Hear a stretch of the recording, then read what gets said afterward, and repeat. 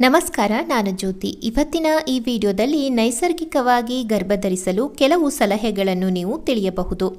ಕೆಲವು ಸಲ ಎಲ್ಲರಿಗೂ ಅಲ್ಲದೆ ಹೋದರೂ ಕೆಲವರಲ್ಲಿ ನೈಸರ್ಗಿಕವಾಗಿ ಗರ್ಭಧರಿಸಲು ಲೇಟ್ ಆಗ್ತಾ ಹೋಗುತ್ತದೆ. ಕೆಲವೊಮ್ಮೆ ಅವರು ಮಾಡುವ ಚಿಕ್ಕ ತಪ್ಪುಗಳಿಂದ ಸಹ ಹೀಗೆ ಆಗುತ್ತದೆ. ಇದರ ಬಗ್ಗೆ ಇವತ್ತಿನ ವಿಡಿಯೋದಲ್ಲಿ ತಿಳಿಯೋಣ.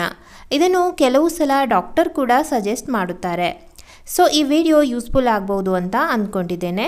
ಈ ವಿಡಿಯೋ ನಿಮಗೆ ಇಷ್ಟ ಮತ್ತು ಯೂಸ್ಫುಲ್ ಅನ್ನಿಸಿದರೆ ವಿಡಿಯೋನ ಎಲ್ರಿಗೂ ಕೂಡ ಶೇರ್ ಮಾಡಿ. ಹಾಗೆ ವಿಡಿಯೋಗೆ ಲೈಕ್ ಮಾಡಿ. ಇನ್ನೂ ಹೆಚ್ಚಿನ ಮಾಹಿತಿಗಾಗಿ ವೇಣು ಜ್ಯೋತಿ ಯೂಟ್ಯೂಬ್ ಚಾನಲ್, ಇನ್ಸ್ಟಾಗ್ರಾಮ್ ಹಾಗೂ ಫೇಸ್ಬುಕ್ ಪೇಜನ್ನು ಫಾಲೋ ಮಾಡಿ. ಮೊದಲನೆಯದಾಗಿ, ನಿಮಗೆಲ್ಲ ತಿಳಿದ ಹಾಗೆ ಹೆಣ್ಣಿನ ಅಂಡಾಣು ಜೊತೆ ಗಂಡಿನ ಒಂದು ವೀರ್ಯಾಣು ಸೇರಿದಾಗ ಅಲ್ಲಿ ಭ್ರೂಣ ಉತ್ಪತ್ತಿ ಆಗಿ ಮಗು ಜನ್ಮ ತಾಳುತ್ತದೆ ಅಂತ. ಸೊ ಹೆಣ್ಣಿನ ದೇಹದಲ್ಲಿ ಅಂಡಾಣು ಬಿಡುಗಡೆ ಆಗುವ ಸಮಯದಲ್ಲಿ ದಂಪತಿಗಳು ಮಿಲನ ಆದರೆ ಗರ್ಭಧಾರಣೆ ಆಗುವ ಸಾಧ್ಯತೆ ಹೆಚ್ಚು ಇರುತ್ತದೆ.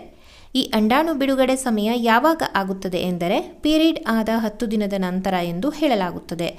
ಆ 10 ದಿನದಿಂದ ಮುಂದಿನ 10 ದಿನದ ಒಳಗೆ ದಂಪತಿಗಳು ಮಿಲನ ಆದರೆ ಗರ್ಭಧರಿಸುವ ಸಾಧ್ಯತೆ ಹೆಚ್ಚಾಗಿರುತ್ತದೆ.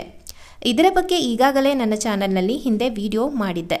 ಡಿಸ್ಕ್ರಿಪ್ಷನಲ್ಲಿ ಪ್ಲೇಲಿಸ್ಟ್ ಲಿಂಕನ್ನು ಕೊಟ್ಟಿರ್ತೇನೆ, ಒಮ್ಮೆ ಚೆಕ್ ಮಾಡಿ. ಅನೇಕ ವಿಡಿಯೋ ಕೂಡ ಇದೆ, ಅದರಲ್ಲಿ ನಿಮಗೆ ಯಾವುದು ಯೂಸ್ಫುಲ್ ಅನಿಸುತ್ತೋ ಆ ವಿಡಿಯೋವನ್ನು ನೋಡಬಹುದಾಗಿದೆ. ಇವಾಗ ಮುಖ್ಯವಾಗಿ ಗಂಡ ಮತ್ತು ಹೆಂಡತಿ ಮಿಲನದ ಸಮಯದಲ್ಲಿ ಕೆಲವು ಸಿಂಪಲ್ ಕ್ರಮ ಕೂಡ ಅನುಸರಿಸಿದರೆ ಬೇಗ ಗರ್ಭಧರಿಸುವ ಸಾಧ್ಯತೆ ಹೆಚ್ಚು ಎಂದು ಸಹ ಹೇಳಲಾಗುತ್ತದೆ. ಅವುಗಳಲ್ಲಿ ಮೊದಲನೇದಾಗಿ, ಮೊದಲೇ ಹೇಳಿದಂತೆ ಪೀರಿಯಡ್ ಆಗಿ 10 ದಿನದ ನಂತರ ಮತ್ತು 20 ದಿನದ ಒಳಗೆ ಸೇರಬೇಕು. ಡೈಲಿ ಮಿಲನ ಅಗತ್ಯ ಇಲ್ಲ, ಒಂದು ದಿನ ಬಿಟ್ಟು ಒಂದು ದಿನ ಕೂಡ ಸೇರಬಹುದು. ಯಾಕಂದರೆ ಗಂಡಿನ ವೀರ್ಯಾಣು ಆಯಸ್ಸು 2 ರಿಂದ 3 ದಿನಗಳ ತನಕ ಇರುತ್ತದೆ.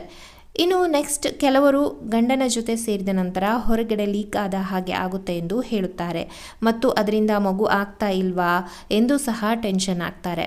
ನನಗೂ ಕೂಡ ಕೆಲವರು ಇನ್ಸ್ಟಾದಲ್ಲಿ ಮೆಸೇಜ್ ಮಾಡಿ ಕೇಳಿದ್ದಾರೆ. ಇದಕ್ಕೆ ಉತ್ತರ ಏನೆಂದರೆ, ಸ್ವಲ್ಪ ಮಟ್ಟಿನ ಲೀಕೇಜ್ ಆದರೆ ಏನೂ ತೊಂದರೆ ಇಲ್ಲ. ಗಂಡಿನಿಂದ ಆದ ಸ್ಖಲನ ದ್ರವದಲ್ಲಿ ಮಿಲಿಯನ್ ಗಟ್ಟಲೆ ವೀರ್ಯಾಣು ಇದ್ದು ಅದರಲ್ಲಿ ಆರೋಗ್ಯವಂತ ವೀರ್ಯಾಣುಗಳು ವೇಗವಾಗಿ ಗರ್ಭದ್ವಾರದ ಮೂಲಕ ಒಳಗೆ ಹೋಗಿ ಅದರಲ್ಲಿ ಒಂದು ವೀರ್ಯಾಣು ಗರ್ಭನಾಳಕ್ಕೆ ಹೋಗಿ ಸೇರಿಕೊಳ್ಳುತ್ತೆ. ಗರ್ಭಧರಿಸಲು ಒಂದು ಆರೋಗ್ಯವಂತ ವೀರ್ಯಾಣು ಸಾಕು. ಹಾಗಾಗಿ ಸ್ವಲ್ಪ ಮಟ್ಟಿನ ಲೀಕೇಜ್ ಆಯಿತು ಅಂತ ಚಿಂತೆ ಮಾಡುವ ಅಗತ್ಯ ಇಲ್ಲ. ಇನ್ನು ನೆಕ್ಸ್ಟ್ ಕ್ರಮ ಏನೆಂದರೆ, ಗಂಡ ಹೆಂಡತಿ ಮಿಲನ ಆದ ಮೇಲೆ ತಾಯಿಯಾಗಲು ಬಯಸುವವರು ಕೂಡಲೇ ಏಳಬಾರದು. ಸುಮಾರು 10 ರಿಂದ 15 ನಿಮಿಷದ ನಂತರ ಏಳಬಹುದು. ಬಟ್ ಹೀಗೆ ಮಾಡಲೇಬೇಕು ಎನ್ನುವ ಅಗತ್ಯ ಇಲ್ಲ.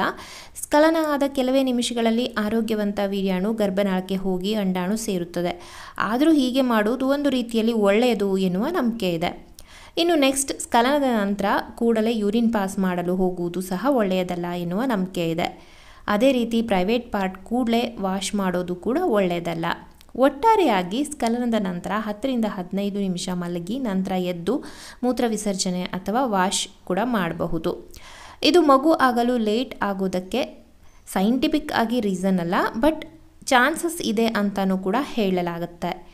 ನಮ್ಮ ಮನಸ್ಸಿಗೆ ಒಂದು ಸ್ಯಾಟಿಸ್ಫ್ಯಾಕ್ಷನ್ ಸಿಕ್ಕ ಹಾಗೆ ಆಗುತ್ತದೆ ಅಲ್ವಾ? ಸೊ ಈ ಮಾಹಿತಿ ನಿಮಗೆ ಅರ್ಥ ಆಗಿದೆ ಮತ್ತು ಉಪಯುಕ್ತ ಆಗಿದೆ ಅಂತ ಭಾವಿಸಿದ್ದೇನೆ. ಇನ್ನು ಏನಾದರೂ ಇದ್ರ ಬಗ್ಗೆ ಅನುಮಾನ ಇದ್ದರೆ ಕಾಮೆಂಟ್ ಮಾಡಿ ಅಥವಾ ಇನ್ಸ್ಟಾದಲ್ಲಿ ಮೆಸೇಜ್ ಮಾಡಿ. Thank you for watching. ಮುಂದಿನ ವಿಡಿಯೋದಲ್ಲಿ ಸಿಗೋಣ. ಬಾಯ್ ಬಾಯ್.